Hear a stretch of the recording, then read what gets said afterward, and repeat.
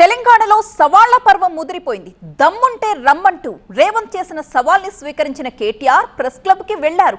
సవాల్ విసిరిన రేవంత్ ఏమో ఢిల్లీకి వెళ్లిపోయారంటూ సెటైర్స్ వేశారు. మరోవైపు కేటీఆర్ కమెంట్స్ కి కౌంటర్ ఇస్తున్నారు కాంగ్రెస్ నేతలు. రైతు సమస్యలపై కేసీఆర్ కి నిజంగా చిత్తశుద్ధి ఉంటే అసెంబ్లీకి రావాలని ప్రతి సవాల్ విసిరారు. అది ఢిల్లీలో ఉండే మోడీ అయినా సరే, గల్లీలో ఉండే కేడీ అయినా సరే, చర్చ పెడతాం. పార్లమెంటులోనా, అసెంబ్లీలోనా? రైతు రాజ్యం ఎవరు తెచ్చిండ్రు?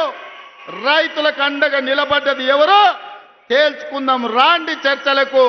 కేసీఆర్ వస్తాడు, కేటీఆర్ వస్తాడు, కిషన్ రెడ్డి వస్తాడు, నరేంద్ర మోడీ వస్తాడు.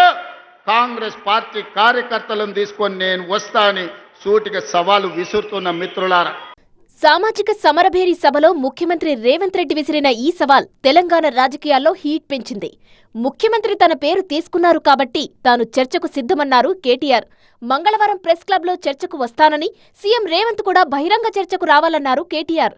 అన్నట్టుగానే ప్రెస్ క్లబ్కు వెళ్లిన కేటీఆర్ కాసేపు కాంగ్రెస్ నేతల కోసం ఎదురుచూశారు. సవాల్ చేసిన సీఎం చర్చకు ఎందుకు రాలేదని ప్రశ్నించారు కేటీఆర్. రేవంత్ రెడ్డికి రచ్చ చేయడం వచ్చు తప్ప చర్చ చేయడం రాదు అనేది మాత్రం ఖరాఖండిగా తేలిపోయింది. రేవంత్ రెడ్డికి బూతులు మాట్లాడడం వస్తుంది తప్ప రైతుల గురించి మాట్లాడడం మాత్రం రాదు అనేది స్పష్టంగా తేలిపోయింది. ఇవాళ బేసిన్ నాలెడ్జ్ లేని ముఖ్యమంత్రి. రేవంత్ అసమర్థత వల్ల కృష్ణా జలాల్లో తెలంగాణకు అన్యాయం జరుగుతుందన్నారు కేటీఆర్. సీఎం రేవంత్ రెడ్డి రైతులకు చేసిందేమీ లేదు కాబట్టే చర్చకు రాకుండా తప్పించుకునేందుకు ఢిల్లీకి వెళ్లారని ఆరోపించారు కేటీఆర్.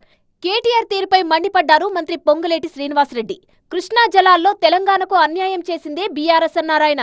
తప్పులు ఒక్కొక్కటిగా బయటకు వస్తుంటే సీఎంను తిడుతున్నారని ఆగ్రహం వ్యక్తం చేశారు పొంగులేటి.